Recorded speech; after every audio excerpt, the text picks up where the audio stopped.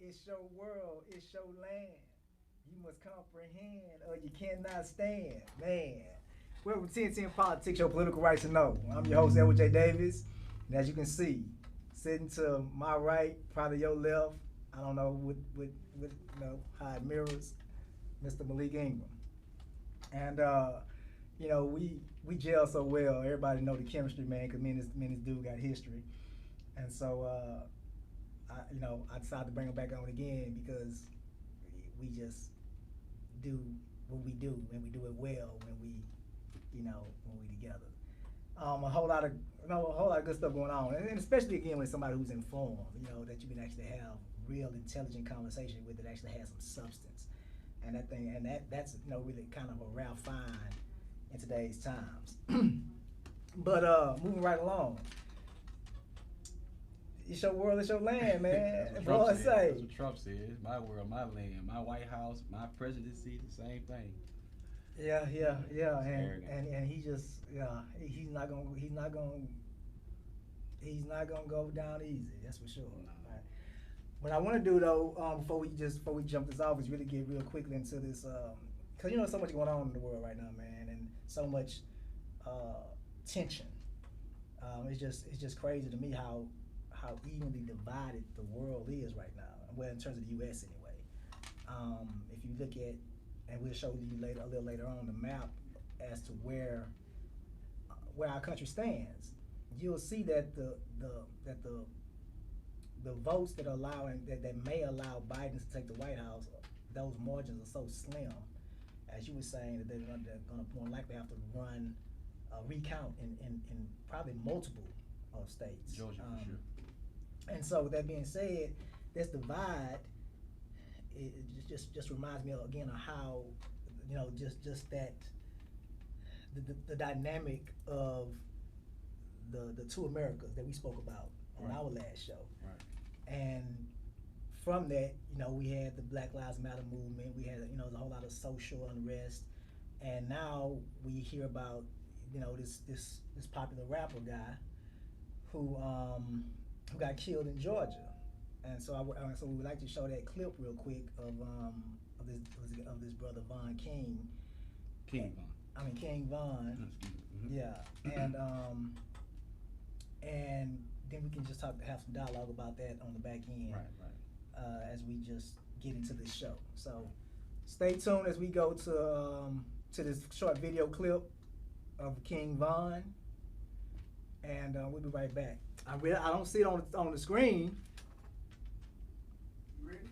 I'm King Von. Breaking news, well-known Chicago rapper King Von among 3 people killed in a shooting outside a club in Atlanta. According to Atlanta police, the incident happened early this morning when 2 groups of men started arguing with each other outside a hookah lounge. The 2 groups then exchanged gunfire. King Von, whose real name is Devon Bennett, was shot and killed. 2 off-duty officers working security and an on-duty officer responded, fired their weapons. 3 others were wounded in this gun battle, and 2 people were arrested. So yeah, That's why we wanted to go ahead. I mean, again, the 2 off-duty officers. That's definitely a part of that equation. I definitely noticed that when I was reading the articles about it, they would want to make it their business, Right. to announce to the public. Make no mistakes about it. We had nothing to do with King Von dying. Right. It was not the police whose bullets. Well, Right. The significance of that is that if you go back and be reminiscent during the early days of Tupac, when he shot 2 off-duty police officers in Atlanta, it's in Georgia, and he seen someone was being abused by the police, so he intervened. We have to question what these police are saying. The ballistics haven't came out. I mean, they are distancing themselves from that particular situation, but who knows? I mean, off duty, to be honest. I mean, you're looking at a situation where maybe they announced themselves, maybe they didn't. Maybe they approached the situation and aggravated it or made it more intense. But truth is, he was into it with some guys. And I think the reason why that this King Von situation is so significant is because the advent of social media that encourages this type of behavior and destruction among black people, particularly young black youth. If you go online right now, it's people who take this information. They would take beefs, they would take rap beefs, and they would take videos and snippets of these guys beefing online and repackage that and resell it and commentate over the footage. Most of the time, if not 99% of the time, you don't know who the person that's commentating. And normally it's a white person or some nerdy black guy that's just taking advantage of the likes that this stuff generate. But at the same time, aggravating the situation. Right. So I say that on the social media part, we got to be very careful what we like, what we subscribe to, what we follow, because it's people that sit back and look at that and see that this is what you want to see, and will brand a program around this type of violence. So the social media seem to be feuding that because no one gets in and censors that type of behavior. I've seen where these guys get on there going live and show guns, talk about deaths, talk about the money they got, show drugs, getting high, I'm gonna do this to so-and-so. You got people commentating in live time that's chiming in, that's supporting what they're doing. So when you look at what's going on with Trump and Biden, again, it's the social media phenomenon, the versus concept. Well, the same insults and the same tension is being played out to keep Biden and Trump divided and keep people on social media divided. That's one of the parts of the divided America through social media. It enhances the division by playing on fears and allowing that type of stuff to be put out there and propagated. I mean, especially when we have a president, a current president, sitting president, who also fuse racial divides, right, and almost seems to encourage violence. Right. At least doesn't speak out against it. Mm-hmm. Right. He never really even addressed in a serious way the whole plot to kidnap and assassinate the sitting president of Michigan. Right. He never, talked about.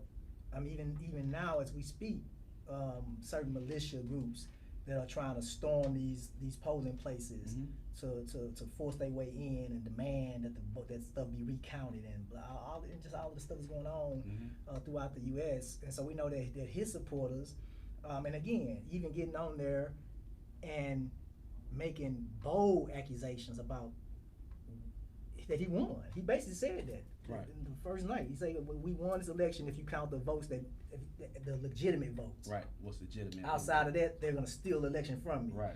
So you talking with people who you already told to stand back and stand by. Right. You know what I'm saying?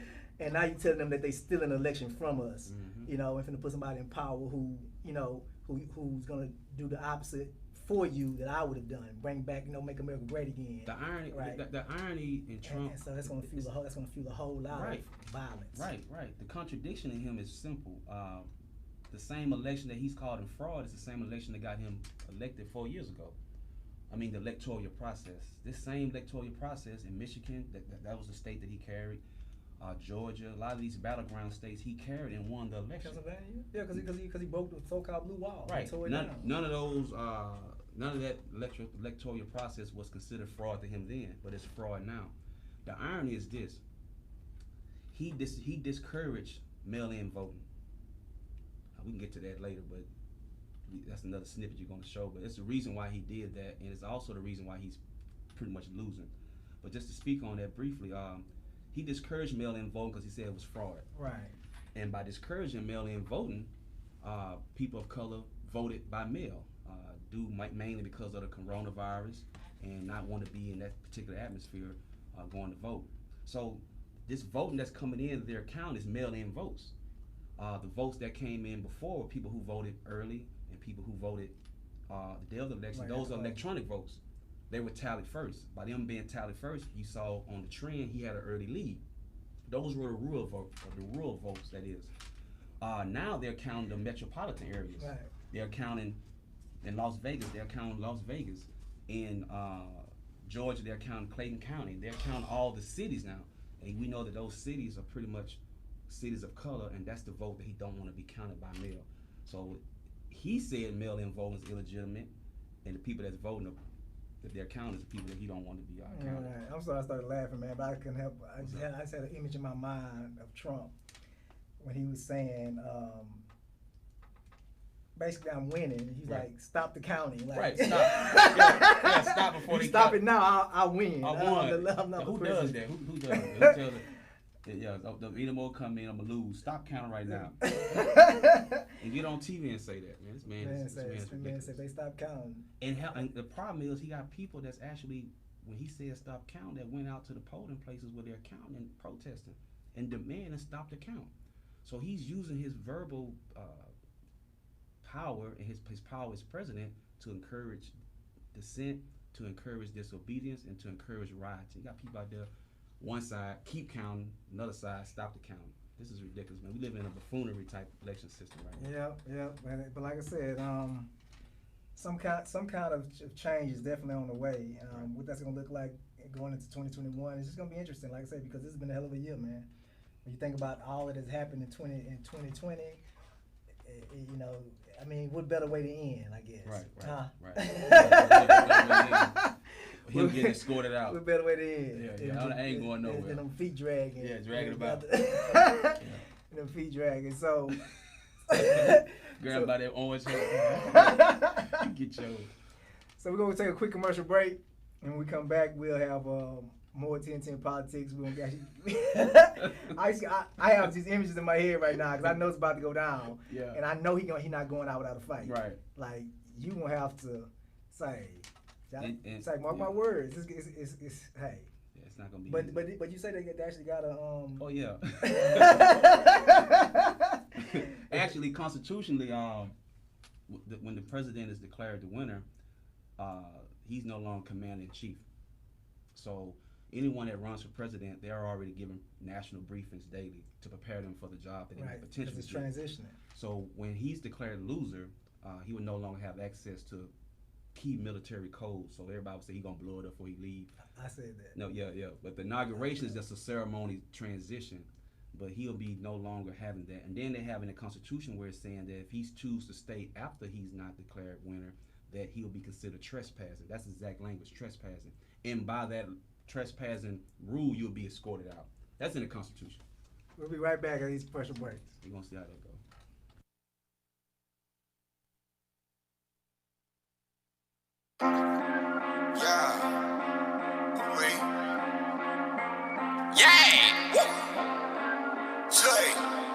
Got me rapping.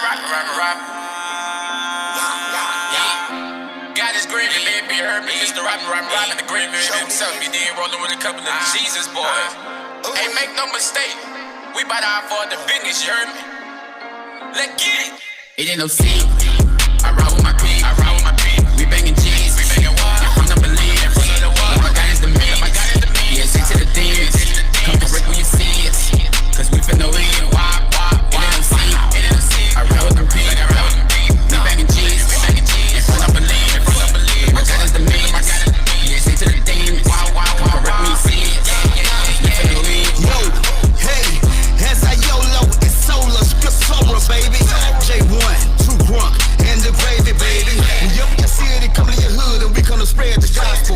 Bigger than turn the reppin' of Christ, and we're unashamed about it. Our motivation, it comes from the Great Commission. The Father choose, Jesus speaking, the disciples listen. I cannot live without instruction, so I pay attention. I look to heaven, send up prayers, and God give me vision. Hard on my steps to the Lord, and lead me all the way. Let me speak with boldness when evil comes my way. Give us protection as we're marching in these last days. Let men come out of darkness and see Jesus the way. Ain't no secret. I ride with my people.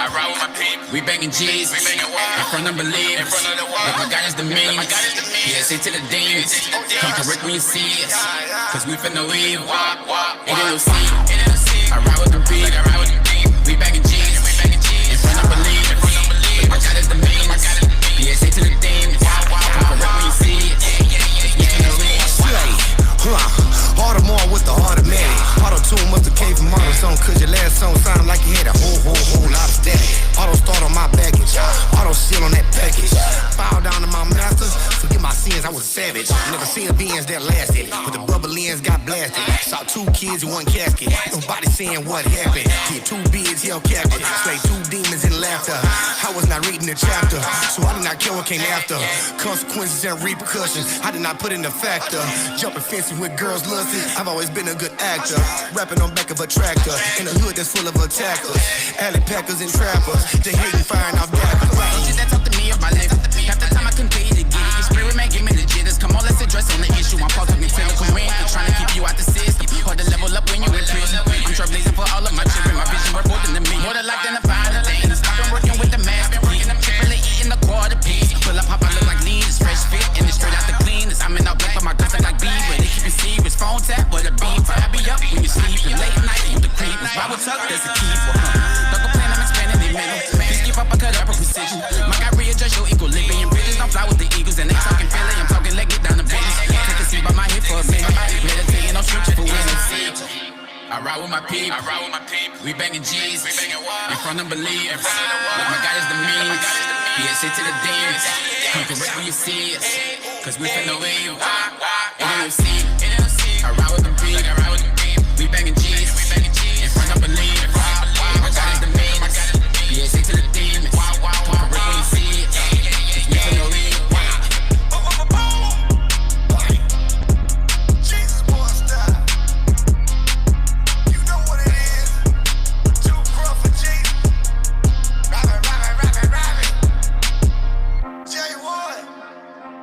Slayers in the flesh, frontline soldiers.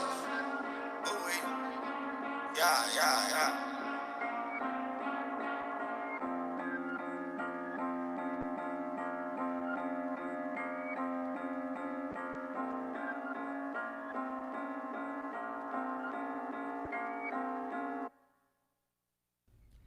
Welcome back to Tntn Politics, your political right to know.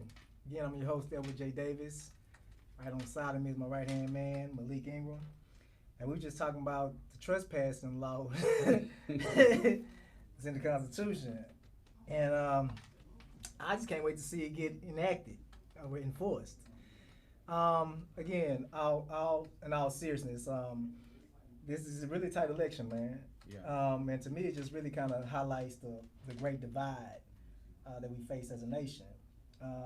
And if anybody was in doubt about how much we've progressed as a country, there should be no doubt in people's mind now how far we still have to go, and all of the racism that was just like right below the surface, right?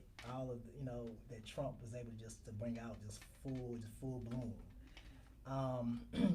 And I'm sure that a lot of other dynamics, the pandemic and a lot of other dynamics helped to fuel that and to kind of propel it back out into the fore. Not to mention, of course, the whole George Floyd situation that made Black America stand up finally, and made White America take a closer look at, pay attention and even do some reflection, right? And so, but all of that made a lot of people reflect and decide that they wanted to still wear white, wear a hood and a white sheet. You know what I'm saying? Right. And so it exaggerated exaggerated things one way or the other. And the reason why, brother, the reason why these issues keep getting exaggerated and revisited, and these wounds keep opening historically, because the question of what to do with Black people in this country hasn't been answered. Right. See, that question has not been answered. That question has been at the root and the cause of the Civil War. Has been a question that has been here since the advent of slavery, with the discussion of abolitionists. There's always been divide among white people and people in power about the question of Black people, their social status, their political status, their economic status. We're always going to revisit those wounds because that question has never been fully answered. Even with integration. Yeah, so like, the okay, question is not integrate them, but what do we integrate them into? what are we doing? What do we want to do? It's always a debate about how do we handle this group. And then with the advent of more immigration, other people coming in of color, that only made it worse. So they felt like they were losing their country to other groups that were non-white. So that situation is always a question that hasn't been answered. And again, that's what Trump plays on, those historical fears. And the thing about those historical fears, because they're so deep-rooted, they can get real messy pretty fast. No doubt about it. We kind of getting glimpses of it, you know, as we speak. Right. I want to go into this other video clip, just to talk about this whole voting thing, and I want so we can actually start talking about how close this voting cycle is, and just all the different things that are at play right now, and what that may look like at the end of all of this. So we'll be right back. Well, I want you to watch this clip real quick, very short clip. Come back and we're gonna go in. We're gonna go down through that. So stay tuned.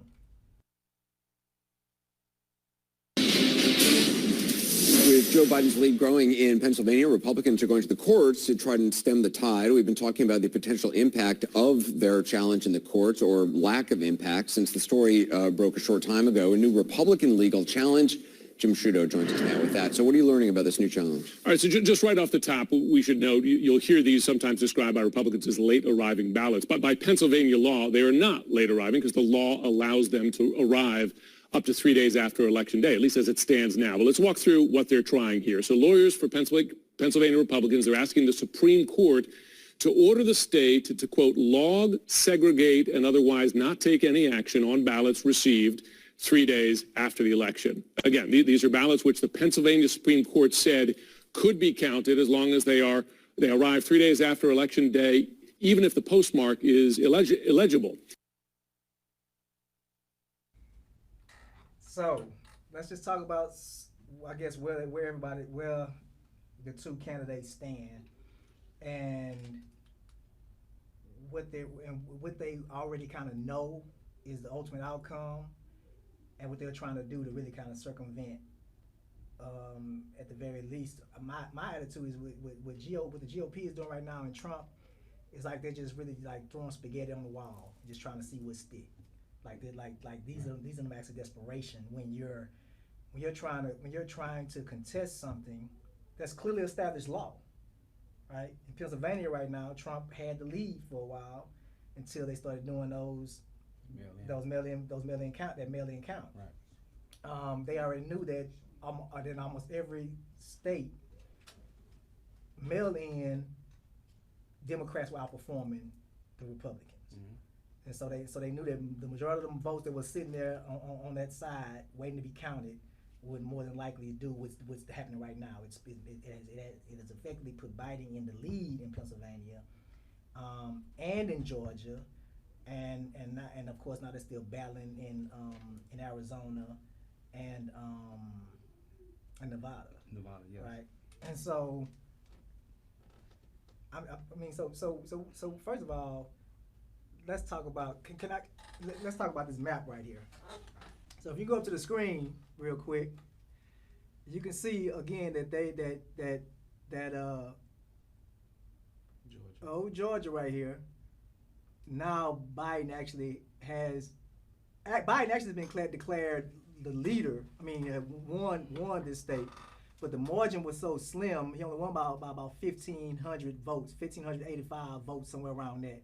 And so that margin being so slim, they automatically, based on the state's law, have to do a recount. So they can't give that to Biden actually right now until they recount it. But technically, he won this state based on the first count. Okay. Now let's talk about the irony of Georgia. Georgia hasn't been Democratic since 1992 under Bill Clinton. That's right. And the irony of Georgia is this: those mail-in votes coming in are coming mostly from Clayton County. And Clayton County was the congressional district that was represented by John Lewis, the civil rights icon that passed away. He was always a proponent of voting, and him and Trump didn't have any good relations. So the irony, historically, spiritually, however you want to describe it, morally, the vote coming from Clayton County is coming from those constituents that was rallied and wired up to vote. And it's that vote that got Biden that 1,500 threshold, which again, like Mr. Davis said, is not enough to declare a winner, because they have to do a recount because the error margin. But the irony is that Georgia is being changed from a people congressionally that was represented by John Lewis, who was a main proponent of Trump's racism early on. Yep, to the degree that he didn't want to come, he told me, I don't want you at my funeral. At my funeral, right? And so that's a good thing that people have been taking notice from that perspective and voting out of that legacy and respect for John Lewis. I like that. Good commentary. And if we go back up to the map again, we'll see. Oh, Arizona. Right there. Right. Mm-hmm. Okay, yeah, because Nevada is still being challenged too. But so the reality is, with that state, another irony hits. Right. We have. John McCain. Yeah, on McCain. And what's interesting about that, more than anything, is that his wife came out and openly endorsed Biden. Again, a lifetime loyal Republican. Her husband was a Republican, of course. I'm saying, so you know how they voted. You know what they believe in, right? They most of their beliefs is centered around the GOP, and yet she came out and openly endorsed Biden, and now that is a state that again historically has been red, and now it's looking like it might be. Yeah, and I think one of the main reasons why these states are turning because, Republicans are turning against Trump. Trump is not a Republican, traditionally. Ideological, sentiment, he's not a Republican. Trump is a nationalist. Trump is an Imacan. Well, we'll say nationalist. Well, yeah. He all by himself. He's an Imacan. But his fever is nationalism. And if you look at most dictators around the world, from Hitler to Mussolini, you go all over the world, anywhere there was a dictator that had nationalistic sentiment and they had nationalistic rhetoric, where they wired up people internally against certain groups, and in certain nations they wired up a whole nation against other nations.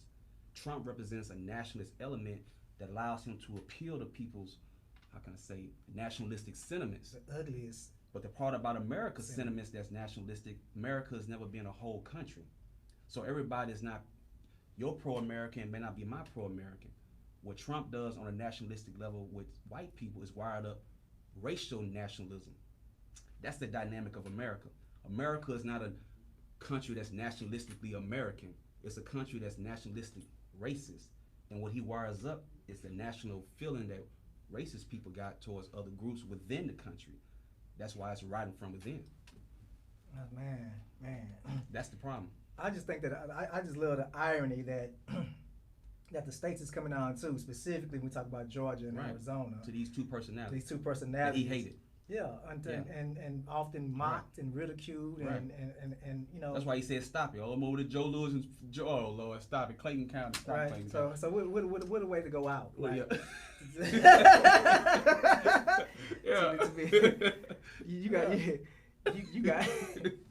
You got beat by spirits, dude. Yeah. You know what I'm saying? Yeah. That's bad. Yeah, the spirit of the nation came back to hunt you. Right? That's right. And you look at again all these like Nevada. The thing about all these places, again, the vote that's coming in is not the rural vote. The rural vote was the first vote. That's when he was leading. That's when he was ahead. That was the electronic vote. Those people who voted early or went to the station. The vote that's coming in now, mostly mailed in, are the metropolitan areas. Phoenix, Arizona, Las Vegas. You go here to Georgia, Atlanta. If you've been watching the news, these are the areas that are mostly dominated by people of color and minorities. And this is the vote that he's afraid of. And this is the vote that has already changed the tide that would pretty much make Biden president. Yeah, because actually was saying that that if Biden wins Georgia, the black vote elected him. Right. If he wins Nevada, the Hispanic vote elected him. Absolutely. And so again, at the end of the day, though, we need to understand the power that we gave to somebody, and make sure that they are accountable, and that we hold them accountable, because there's no way that Biden could have won this election had it not been specifically for the black and Hispanic vote. That's right. So you need to be clear about the power that you possess, and to make sure that you don't just give that power to anybody, and not hold them accountable for what for their responsibilities to their constituents, right? Mm-hmm. To make sure that they're doing certain things that guarantee a better positioning, a better quality of life for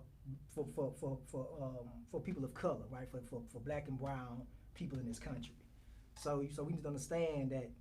I mean, again, what's crazy about it again is that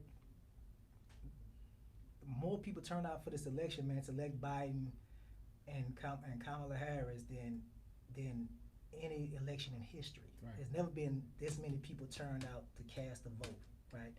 So here we go down probably in history as the person that got the most votes from the American people. And even with the most votes, you still have half the country that don't like you. Yeah. That's pro-Trump. And so I right. have to keep going back to that great divide, because when you see how the states are colored, you clearly see the split between our country. You clearly Talk about that Senate split. Oh yeah. Speaking So speaking on splitting, what's also kind of unfortunate, and then it may not be unfortunate, because again we got to think about it like this, and I'll talk about that in a second. Joe Biden is about to come into power as possibly the weakest president in history, and I'm not saying he a weak dude.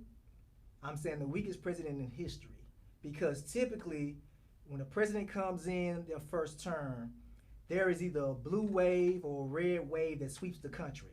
And so they typically take over the Senate in the process, which allows for them to aggressively get all the stuff that their agendas passed. In the first 100 days. Right, and exactly.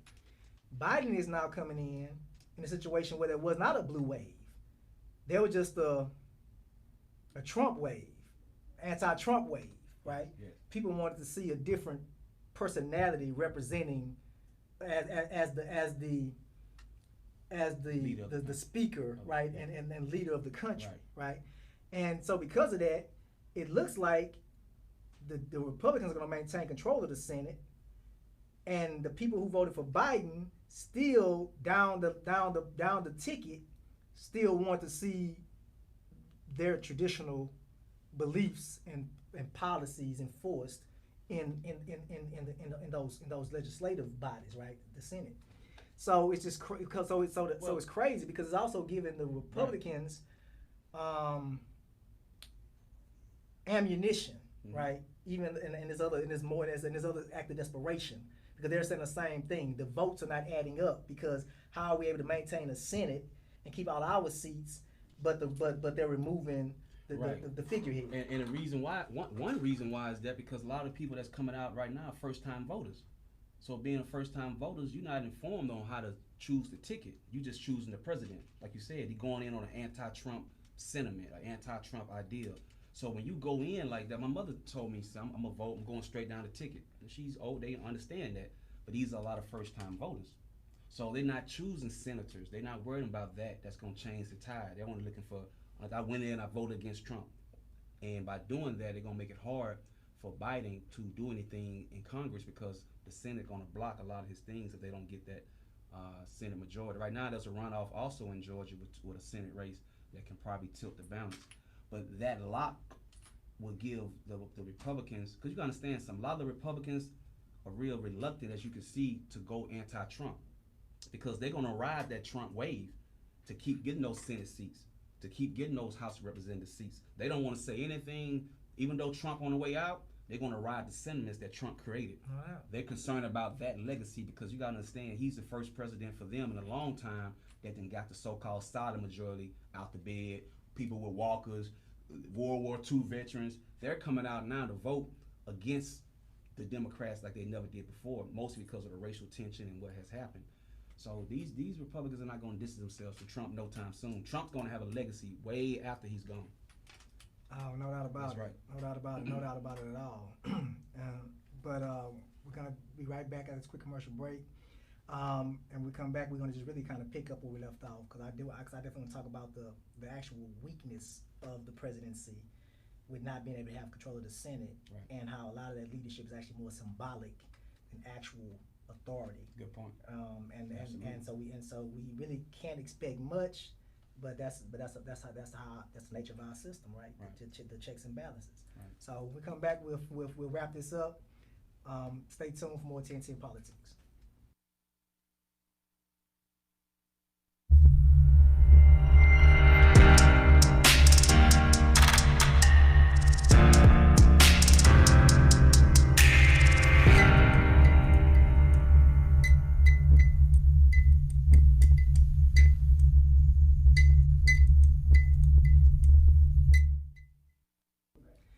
Love it. Oh yeah, and by the way, that intro you just saw was the intro to Havana J Studios Roku channel on HJS TV.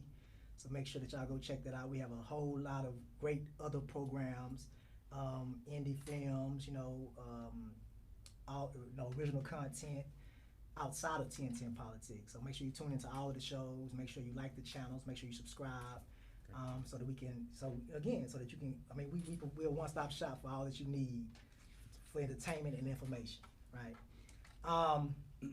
So what most people don't realize again is that we're cheering right now, we're applauding, and we're hurraying, but to me it's seeming like America has decided we need somebody to lead us where we don't have to worry about what the next tweet is going to be. Yeah. Right. Right. We tired of the social media leader. Right. We want a leader who's going to be dignified, kind of bring really the kind of honestly kind of the Obama era of leadership, right? In the sense that you just haven't seen a leader, man, just so refined, right? So polished. I mean, he represented the presidency, man, like. Yeah. I mean, there's no match. No scandals. There's no match, right?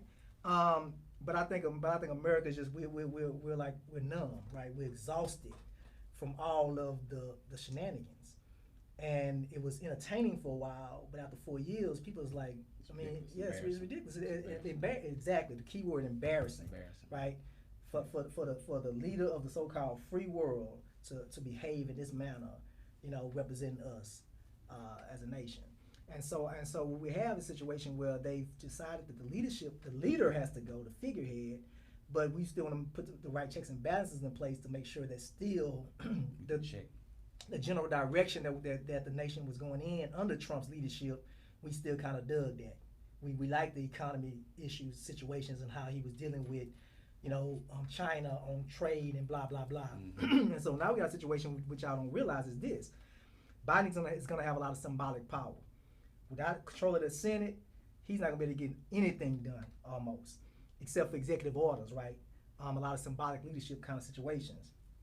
The good thing about Biden is he has had a good history of working across party lines to get things done. That's right. But it's going to have to still be a whole lot of compromise, right? And so what I'm going to honestly say I like about that is I don't think that any party should ever have total control over the legislative body and the executive body at the same time. And I'm only saying that because it takes away what those bodies were meant to do. They were meant to check and balance, right? We know that the Democrats are going to come with a whole lot of, government kind of intrusion, even though in their eyes there's also maybe some government benefits, right? Health care for all kind of situations, right? So they're going to try to regulate certain industries that they may not that they probably shouldn't be trying to regulate, right? And I'm not saying that specifically, I'm just giving that as an example, right? They're going to try to increase minimum wage. They're going to try to do a whole lot of things that's going to impose certain rules and sanctions on big business, right? On business in general. But some of that stuff, if it's not tailored correctly, could also hurt small businesses, right? They can't afford to do certain things in that way. And we know the small businesses are the backbone of this nation and controlled, predominantly by a bunch of minorities who still never realized the gains, right? In any sense of the word. But so what happens is we got a president, they're going to be gung-ho about his policy behind COVID. Right. So now we got a major issue that one president chose to ignore that we know going to get dealt with under this president. But see, stop right there. That's what's going to happen. He's going to be the COVID president. Because you got to understand, this COVID is not going to be completely eradicated in terms of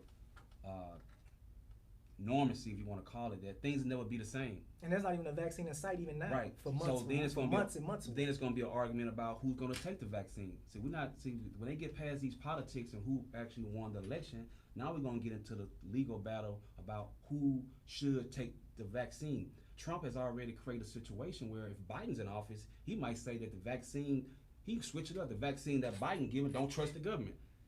And most people, because it's Biden doing it, they hatred for the so-called Democrats or this new wave will protest not taking the vaccine the same way they protest not wearing the mask. He's going to be the COVID president because he's going to spend most of his time in office legislating COVID, regulating COVID.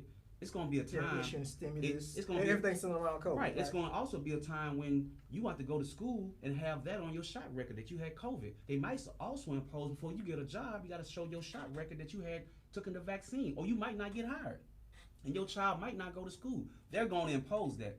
But again, it's going to be after a lot of legal wrangling. It's going to the Supreme Court. It's going to go to the Supreme Court. Who can take the vaccine? Who can't? There's going to be a racial divide about, is the vaccine good for blacks? Is this some type of government conspiracy? You see, you're dealing with a lot of things. So he's going to be the COVID president. And how he handle COVID is going to be more important than anything else. Now, will he get reelected? We don't know. It's based on how he handled COVID, his position on that. So that's what he's going to be. Like you have a lot of wartime presidents, he's going to be the COVID president. Right. That's what's going to make him weak, and that's going to make him limited. Right. And that was a mandate that I think a lot of people had against Trump, his handling of COVID. That was also one aspect that cut across racial lines, economic lines, and social lines. And weaken his base. And then, of course, the embarrassment, the shucking and jiving up in office. So at the end of the day, like I say, it's going to be just interesting to see the transitioning. Mm-hmm. And for me to see what the checks and balances is going to look like, and if it's going to really balance out. He's going to be signing a lot of executive orders too, and give the people what they really need. Mm-hmm. Yeah, he's going to definitely sign a lot of executive orders, but that can be undone real quick with the swipe of a pen of the next president. But at the end of the day, again, like I said, he's definitely coming into power as one of the weakest presidents in history. So don't get it twisted thinking that just dramatic change is gonna take place, and this blue wave of change from a democratic standpoint. A lot of their policies and their agendas are not going to be able to get pushed as easily as you think. It's going to be a whole lot of compromise and negotiation that's going to find some kind of middle ground. But I think he'll be able to get enough done to put us in a better position. He's respected across the aisle. That's why Obama chose him. He's been in leadership in Congress for over 30 years, so he has legislative authority and legislative credibility. So with that being said, you don't hear too many people talking down on him outside of Trump. So I think he'll get a lot done. That's why I think he's being real restrainful now, being real careful and trying to keep certain type of spirit of unity and cooperation during this time, to where when he also goes into office, he'll keep some integrity. Right. He also says that though. Yeah. He not only trying to stay calm about the situation, he's also constantly emphasizing that he's going to be the president, the unifier, right? The president that brings America together, not divide. So he's kind of emphasizing, even the half of America that didn't vote for me, I'm still your president. Absolutely. And so Trump don't say that. Yeah. I'm speaking to that half. And make it clear. And the rest of y'all, I'm not your president. I'm speaking to the base that like me, And when he talk, he speak directly to that base. Right. You hear all the language. He speak directly to that base. Right. But at the end of the day, like I said, the reason why I was saying that I don't think any party should ever control both, because even though it lets them push their agenda, to me it ends up being one extreme or the other. Right. And I just think that, because everything about Democrats ain't good. That's just the reality, right? Some social programs, something they did really dismantled and destroyed the black family, and undid a lot of the stability, as opposed to encouraging and assist and aid in it, right? So we have to be careful about what just because we support Democrats, and they even may possess 80% of what we believe in, right, in terms of policy positions, but you got a whole 20% still sitting there that you might not agree with, whether it be, and I'm not picking anything to choose from, but again, whether it be the right for abortion rights, whether it be gay marriage, whether it be whatever, right? There may be some things in your beliefs that you just don't believe in, and Republicans mirror that, or reflect your belief better. And so when you have a situation where you have one party, where you have the split, then the checks and balances are applied in such a way that allows for a just median, right? Where there's no one extremity, right? That you have to deal with until the next extremity that just tries to spend their whole time erasing what the last one did. That's a sick, twisted. But see, it's always political philosophy. It's always been like that. It's but it shouldn't be. The checks and balances are there to check and balance. But nothing is getting checked or balanced. Because America's not. Who checked and balanced Trump? Nobody, I guess. I guess we do it. They were scared to check and balance. But what I'm trying to say is that it's like, what Trump did was this. Because he controlled it. He's not about being politically correct or politically incorrect. To me, it's either right or wrong. So he can be politically incorrect and be right and be politically correct and be wrong. To me, the political incorrect language has nothing to do with morality, and he plays on that. So he can be wrong on a lot of things, but we don't see the moral problem with that. He can lie about certain things, but that's not immoral. That's just him saying I'm not a politician. So the language and the culture of the politics has created a divide. It's not a balance in this country. The racial divide has always been there. Anytime there's been extreme or a social or cultural change in America, it's always evolved around human rights, people right to vote, suppression, war.